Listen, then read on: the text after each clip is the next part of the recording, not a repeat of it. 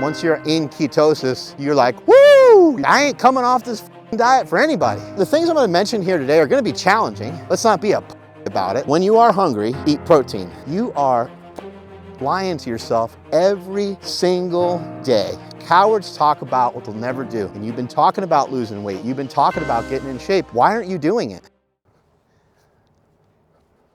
How to make being single-digit body fat a breeze. Just kidding. There's no way to have it be easy. However, can we think about body fat percentage, and can we think about ways of making it maybe a little easier for you to lose some body fat percentages? Let's say you're watching this currently and you don't have a bicep vein, but you're just looking for some modest gains with a Z, and you're looking to just drop some percentage of body fat. You just want to feel better. I saw a lot of the comments, by the way, and I appreciate those comments coming in. Keep those comments rolling in because they're actually really helpful for the YouTube algorithm. But I saw some of you guys saying like, hey, I don't really even know how much I want to be single digit body fat. That's kind of like saying, hey, I don't really know how much I want to fly first class. I don't think I want to drive a Lambo, right? It's like, hey, everyone kind of wants some of that. Everybody wants to experience some of those things. But anyway, I get your point. Like what you have to do, for some people, what you have to do to get down to these single digit body fats percentages could be just earth shattering. It could crush you. It could be a lot. It could turn a hobby into a thing that ends up being kind of like almost like a nasty habit. And then everything you do is involved with like being lean and you can't eat. You're always on some weird diet. No one wants to hang out with you anymore type of thing. Because that's what it ends up being for people that hit the stage in bodybuilding. But that is exactly why I started the single digit body fat series, is because I am not a bodybuilder. I competed once in bodybuilding. I enjoyed it. It showed me a lot. It taught me a lot. It taught me that, hey man, I'm only about 60% in on a lot of the stuff that I do in my life. Because to me, when I committed to do that bodybuilding show, I felt like I had to really work in a much more challenging way than what I was used to. So the things I'm going to mention here today are going to be challenging. Let's not be a pussy about it. They're going to be challenging. I think it's good that you get like kind of painted in a corner. I think it's good that you got to throw some punches. You got to learn to throw some bombs from being in the corner sometimes. I think that's great. We don't want everything to be so difficult though. And so that's why you give people options. We're going to talk about some options today. We already know about one of the greatest options that's come along in a really long time when it comes to dieting. There's two main things that come to mind, and you guys already know what I'm going to say. Low carb, fasting away from carbs. Low carb protocols are amazing, as well as intermittent fasting. So let's talk about intermittent fasting a little bit more. Intermittent fasting, Monday, Wednesday, Friday, or Tuesday, Thursday, Saturday. Pick one. Or adopt it to your schedule, okay? I'm trying to just give you tangible shit so you don't have to be like, hey, should I do it this way? Should I do it that way? 3 times a week. There are 4 days. There are 7 days in a week, and you're going to be doing it for 3 days a week, the intermittent fasting, right? So intermittent fasting, I think it's a good idea to push the intermittent fast to 18 to 20 hours.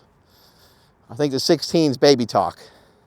So 18 to 20, I think is preferable. Now we're only doing it 3 times a week. So the days in between, let's say that Tuesday, Thursday, Tuesday, Thursday, Saturday, Sunday are the days where you're not fasting. Those are kind of days where you wake up and you're like, oh, I get to sort of like do my thing, do my normal eating schedule. It's kind of fun gives you something to look forward to. We need something to look forward to, something to do, and someone to love.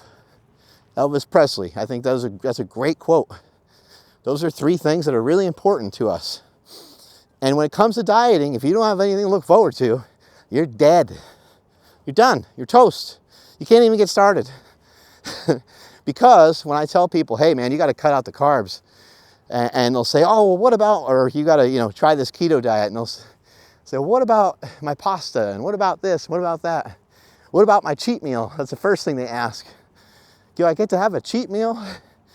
It's because people want to have something to look forward to. It's very understandable, and you can still have things to look forward to. So in this case, you're going to be kind of modulating your calories here and there. On these days where you're intermittent fasting, the calories are going to be a little lower. They don't have to be lower though. When it's time to eat, you can feast if you feel the urge to, if you want to. And I hesitate to say this, but you could even binge if you needed to. Now, let's talk about how to safeguard that a little bit. You're binging on foods that are on your diet. And for my purposes, I like people to be low carb. So if we're utilizing protein leveraging and we're shoving in proteins, we don't have too much to worry about. If we start to eat, chuck roast, or we start to have ribeyes, we start to have really fatty meats, we start to use a lot of oils and stuff when we're cooking and things like that. Now, we have a little bit to worry about because we might be consuming a crazy amount of energy. But in general, I would say don't worry about that shit. Worry about one thing when you're trying to commit to some of the suggestions that I have here at the Single Digit Body Fat series. Learn to follow one rule. Just commit. Just commit to the thing. And once you decide, remember, a decision is cutting away a lot of other things. That's what we're doing when we're making a decision. So I make a decision, boom, I'm dry fasting, game over. That's it. When am I dry fasting from? I'm dry fasting from right now. Let's say it's noon right now. I'm dry fasting from noon until noon tomorrow. The decision is made. I've made my decision. Ain't nothing else gonna come in the way of me getting in that 24-hour fast without any liquid, without any food. Hey, but wait, what about, no. There's no wait, what about stuff. You made a commitment, you made a decision, and now that's what you're gonna do.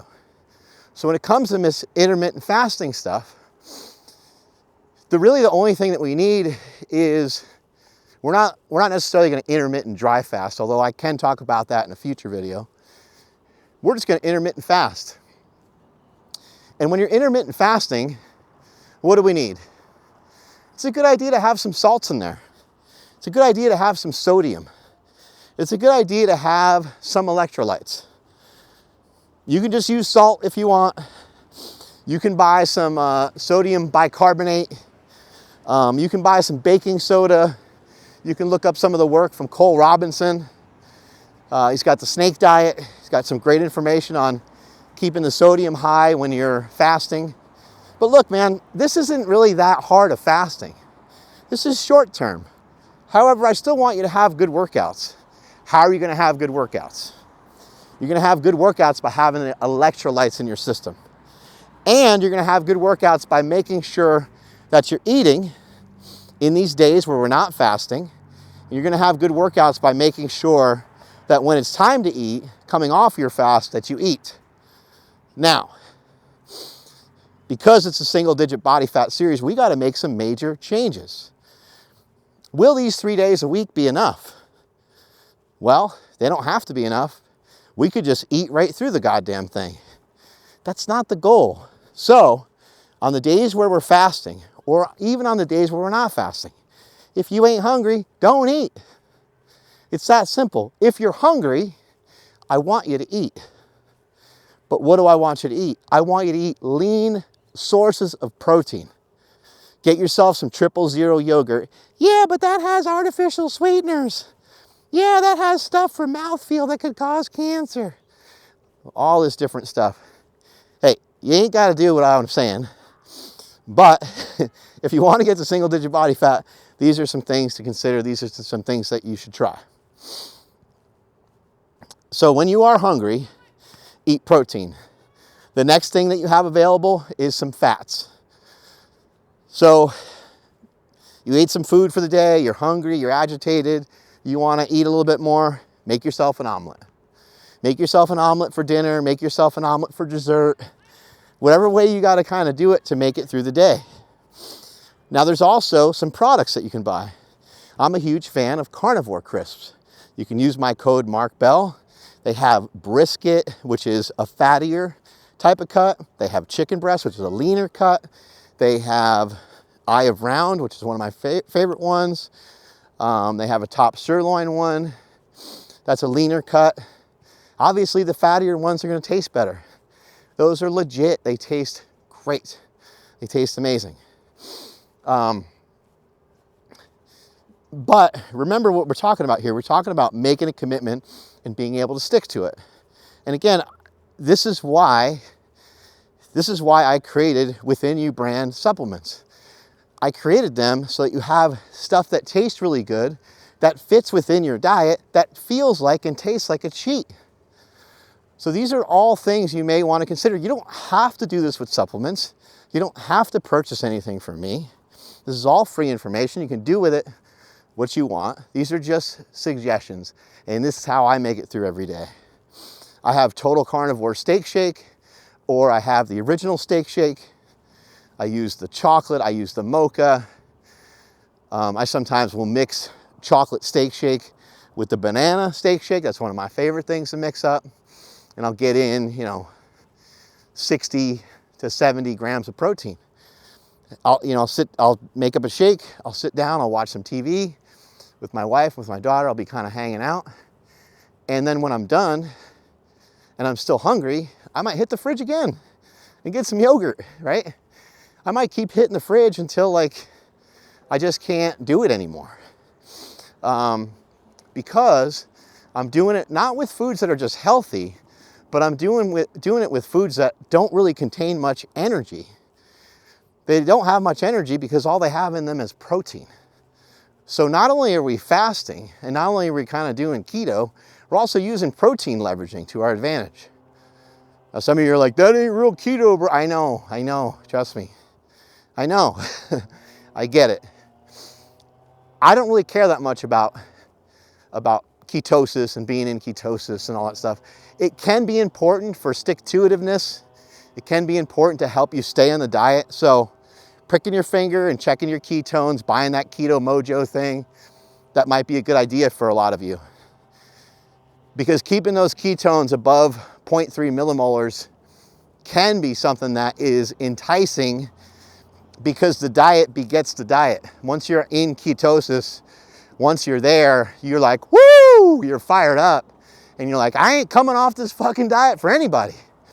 Because the one thing that's gonna really bump you out of ketosis, not necessarily the protein, although that can, but I don't think it matters that much. It's the carbs. The carbs will bump you out, and then you don't have that same feel anymore. So I think people misconstrued ketosis, they get confused.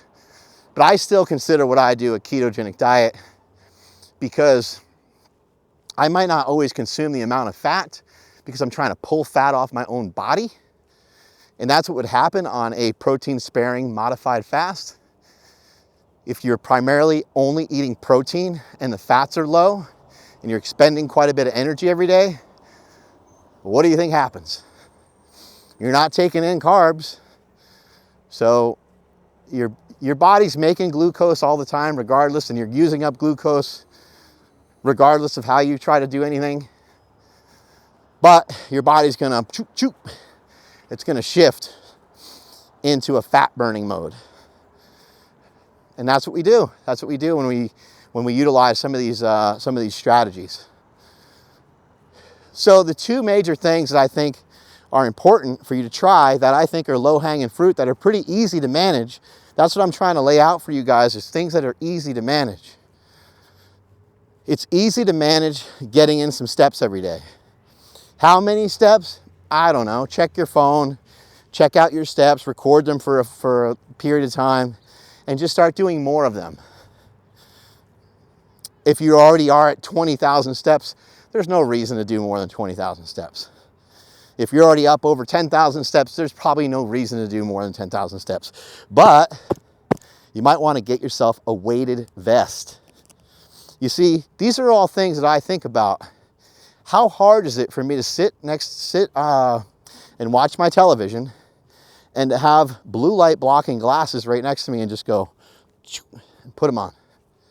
It's not that hard. How hard is it for me to have a few weighted vests around my house, at my gym, in the back of my car, and so forth? How hard is it for me to remember to throw my weighted vest on before I get out the door? Or how hard is it for me to throw a weighted vest on when I do my podcast? Because of our podcast, we're standing the whole time. So there's a lot of little things that you can do that are like this that over time add up to be something huge. Some intermittent fasting is going to behoove you. It's a great idea. I've had a few friends reach out recently, and you're like, I really want to make some changes. I'm like, don't eat any carbs. Wait, what? Like, what am I supposed to? Don't eat any carbs.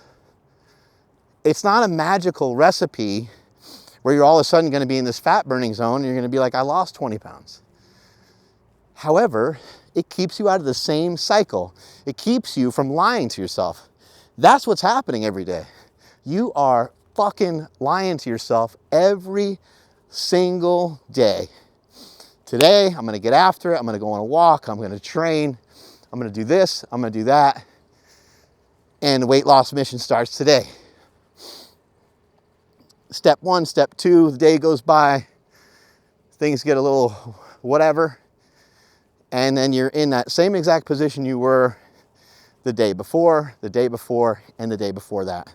And you're back to being that same coward you were the day before. That's right, I called you a coward, and I hope that you got pissed about it. I hope that it's making you mad right now.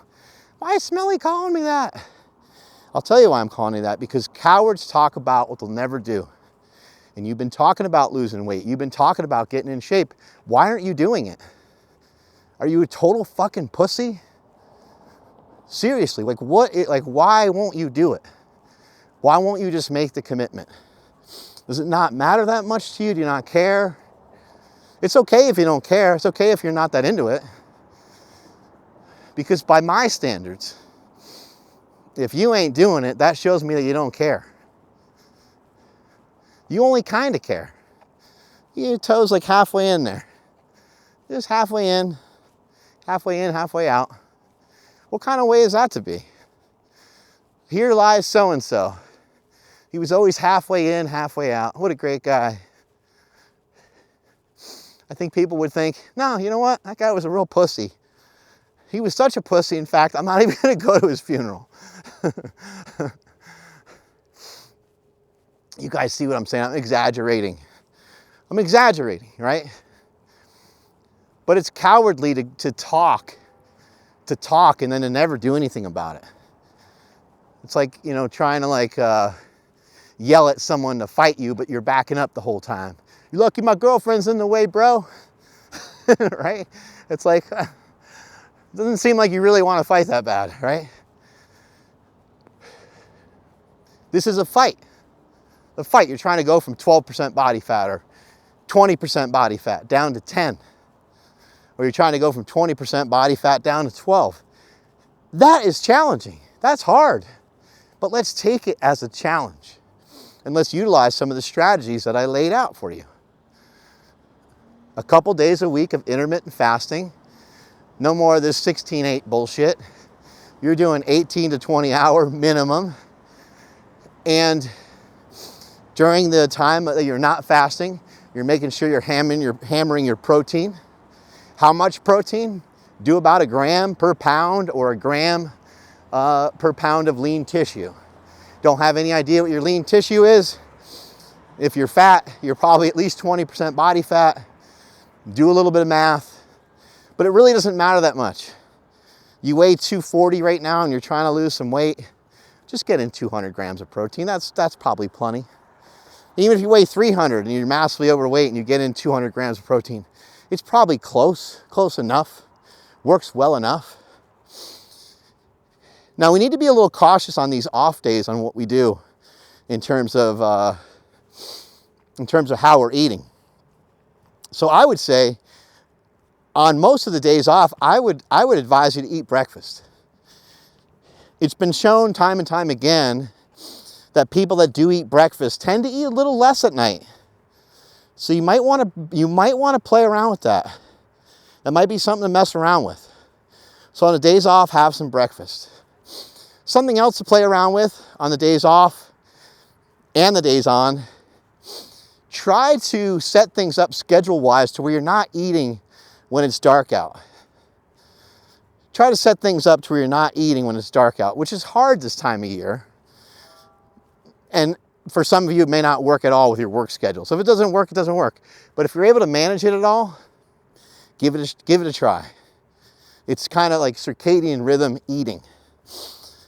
Something else that's going to be helpful, we're talking about decisions, we're talking about choices. And I did call you guys a coward, which was not very nice of me. But our choices and our decisions are massively made up a lot of times of fatigue. A lot of times the decisions that we make, they come from like our emotions. And they come from feeling drained and feeling tired and feeling spent. These are all words that I hear from people that I help. They're like, man, I'm really trying. I'm really spent. I'm really exhausted. Those feelings of being tired and those feelings of being exhausted and so forth, those are all normal. Those are all some normal feelings. Those are all some normal things that are going to happen when you're trying to follow a new nutrition protocol. And it's part of the reason why I'm suggesting that you have these days in between where you're not intermittent fasting, so things don't seem so strenuous. I'm trying to serve you up some low-hanging fruit. I'm trying to serve you up some things that are just maybe a little bit easier to manage. Something else that's going to be a big deal is your sleep. So if you can figure out a way to discontinue your eating a few hours before bed, I'm sure many of you have maybe developed the practice of not really drinking water so close to bed, because then you got to wake up and use the bathroom a bunch. So maybe for 2-3 hours before you go to bed, maybe see if you can go without eating. Now that can be really difficult. I try to think of my schedule. You know, my schedule, most of the day is like full of stuff. So I'm doing stuff all day. I'm recording. I am podcasting. I'm lifting. I'm running. I'm doing all these things, and then all I want to do when I'm done with those things is go home and really just eat and just like have this onslaught of eating. And so it can be hard to manage calories when you're kind of in that state. However, if you're sleeping better, maybe it'll be easier to make better decisions. And if we try this next thing, I think this would help a lot. So we know that if you discontinue eating a few hours before bed, it should help you massively with your sleep. It's helped me a ton with my sleep. So try to not eat 3 to 4 hours before bed. But here's another hack. You come home from work, you come home from whatever it was you were doing, the gym, and you just want to absolutely slaughter some food. Do yourself a big favor. Eat something small. If you made some hard-boiled eggs, or there's a little bit of food left over from the night before, it might even be too hard for you to eat something small, and that might trigger you to eat something big. So you don't have to eat something small. Maybe before you left work or before you left the gym, maybe you just guzzled down like a protein shake. That's a really good idea. But what I do to kind of separate out the day is I will go take a shower. So when I get home, I had a kind of a longish day. What is that shower going to do? Well, that shower is going to reinterpret my eating way differently than if I just eat when I walk through the door. Well, what do I mean by that? Well, we know that when you have a bad night of sleep, it negatively impacts your glucose levels. We know that sometimes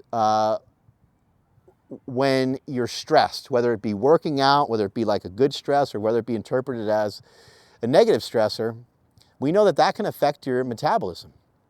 So when you get home, if you could sit down or lie down or take a shower and just let the day sort of wash away. Okay, that was that day. I got that day all over me from head to toe. I'm going to wash it all down the drain. I'm going to think about things people said in the podcast. I'm going to think about my various relationships. I'm going to think about what my brother said on the walk. I'm going to think about what my wife said. I'm going to think about what my son told me this morning. Thinking about all that stuff, let it all kind of wash away, get some good breaths in, and then go eat my food. And you might think, I don't believe that. I don't think that makes a difference. It makes a huge difference. In fact, I know Andy Triana has had some success with some people that have competed, along with a few other guys that I know that coach people. And what they'll have them do when they come home from a stressful day, or they just come home from the workout, from the gym, they say, lie down on the ground, put your feet up on the couch, and lay there for about 3 minutes and just meditate. Practice some breathing, maybe 6-8 seconds in each direction. Maybe you're doing some box breathing. Maybe you're doing a 4-second inhale, 4-second hold, 4-second exhale, 4-second hold. Repeat, repeat, repeat. Multiply all that by 4. And you do that, maybe for just a couple minutes. And then you eat. Well, now you have more of a controlled eating. When you walk in the door and your wife's there and you're trying to figure out what happened in the day, and your kids are telling you about their day or whatever, or your dog needs to go out and then you're eating something halfway, and then you take the dog out to pee, and then you come back inside and you forgot to take out the garbage, and then you take out the garbage, and then you come back in, you eat a piece of cheese. That's just a way different eating. That's just way different. I'm not saying that you can't ever do that. I'm not saying there's anything wrong with that. I'm not saying that that's necessarily a negative thing. It just is going to register on your body as being completely different. So jump your ass in the shower, or meditate, or chill, and just try it. Just try it. See see how it feels. See what it does for you. It's going to feel different to you because you're not going to be in that kind of frantic stress state. And then also you're going to digest your food way better. When you actually cook your food and you actually sit down and you actually spend a little time eating it, it's just going to register way differently. And what about being grateful for your food and having a little practice? And I'm not saying you got to pray and do all this crazy stuff, but taking a moment, hey, this is great. I got home, I had a great workout. Now I'm about to have this great meal that I cooked, or someone that loves me and cares about me cooked it. It's going to register on the body a little differently. So I gave you guys a bunch of different tips on how you can kind of pivot, and some things you can do in 2025 to help get yourself shredded. But in conclusion of this, I'm going to share with you that it's going to be challenging. It's going to have a difficulty level to it that is just new and different for you. And so while I did lay out a bunch of options, and I told you a bunch of different ways you can figure this out, and there's even more ways to figure this out. Look, you can count calories. You can have some carbs in there. I did mention, the intermittent fasting pattern of doing Monday, Wednesday, Friday. You can even count calories and do that at the same time. You don't necessarily have to do it the keto way that I was talking about. You don't necessarily have to do it the way that I mentioned with the protein sparing or protein leveraging. You don't have to do any of that. These are just suggestions from me. These are my experiences. And something that I was just sharing recently was this idea of when I get done with a run, especially when the sun's hitting and everything, especially in the summertime, I get home from a run, eating some mangoes and some pineapple and a cold apple from the fridge. It's oh man, it's just unbelievable. Hits the taste buds, gives me all that juiciness. helps hydrate me, it does all these cool things for me. But as great as it tastes and as awesome as it is, it's not really satisfying. It doesn't really hit the spot for me personally. I like protein and fats. And so when I get home from tough workouts and stuff, and I take the shower, I calm myself down for a little bit, I think about what I want to eat, it's protein and fats every time. I would much rather chow down on an omelet that has some bacon and some avocado in it and some cheese, or have some ground beef and some cheese, or a steak. To me, like I get really excited about those types of foods. So for me, it makes it easier for me. These are things that I like. These are things that I enjoy. I'm also, I would say that I got myself to be good at not eating a lot of carbohydrates. I got myself in a position where I'm good at running off of fats. You may be the opposite. You might be someone that does great with carbohydrates, and you might really, so if you do great with carbohydrates and you have taught yourself, because it's kind of a skill. I think that we miss that fact. We just tell people, hey, have a gram of protein per pound of body weight. Well, you're gonna blow your asshole out big time if you've never done that before. If out of nowhere, all of a sudden you go from having 50 to 75 grams of protein to now having 250 grams of protein in a day, it's a skill set to be able to even have the enzymes to digest protein properly. You need to teach your body how to do it. And the same goes for the carbohydrates, and the same goes for the fats. So people are going to tend to gravitate towards things that they're good at. People are going to tend to gravitate towards things that they like, towards things that they enjoy.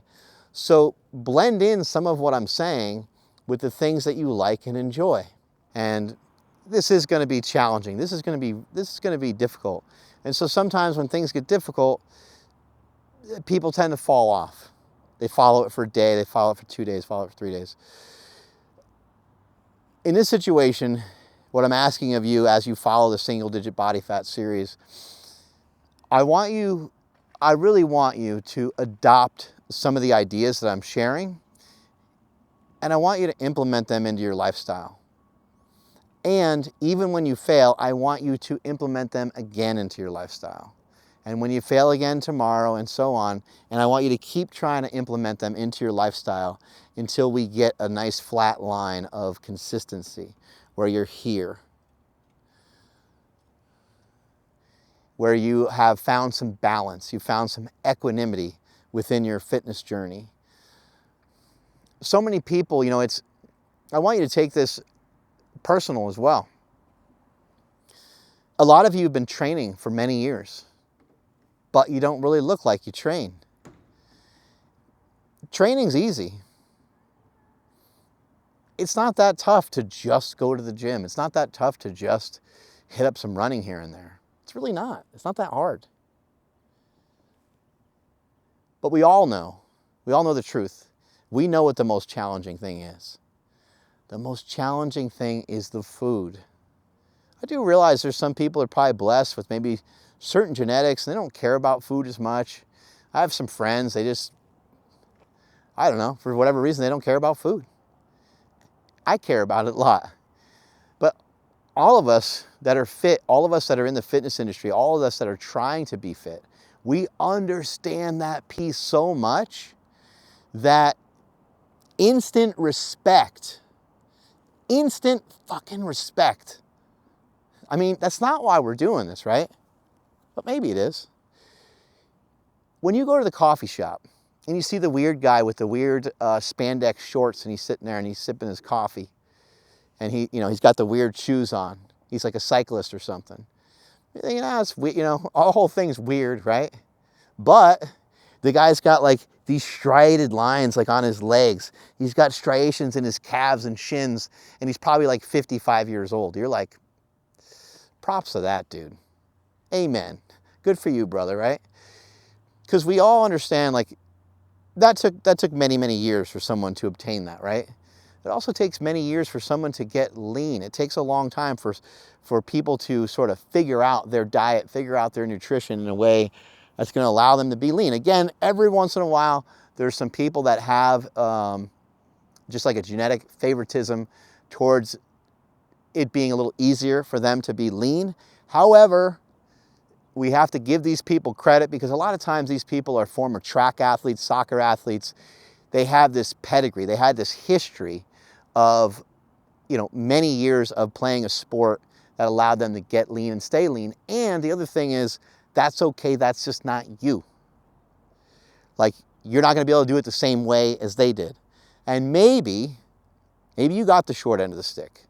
Maybe you have to work longer and harder than other people.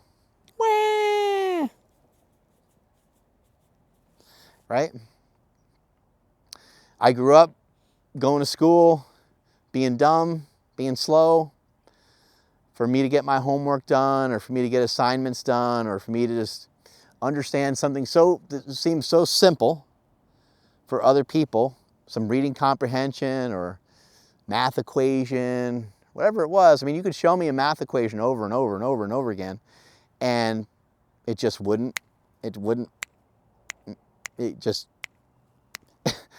whatever that noise is, there was none of that. It was just, it wouldn't click. It wouldn't snap. Whatever reason, okay? So what do? You ball up in the corner and you just cry and say, like, here's my card. I don't know math. Here's my card. I don't know, and then I walk around with this card the rest of my life, or I walk around with this sticker on my forehead the rest of my life saying, like, hey, I'm not able to do everything that everyone else is able to do. So, like, can you sort of like help me out? Can you make an exception for me? Because things are just like a little bit more difficult for me, right? You can't. It doesn't work that way. And no one cares. No one gives a shit. So for you, you might have to work harder, but that's a blessing. That's a blessing in disguise, because that might end up being a big part of your story. You having to work a little harder, you having to work a little bit longer, you having to read books over and over again to maybe extract similar information that somebody else would, but maybe you're going to start to catch things that other people wouldn't.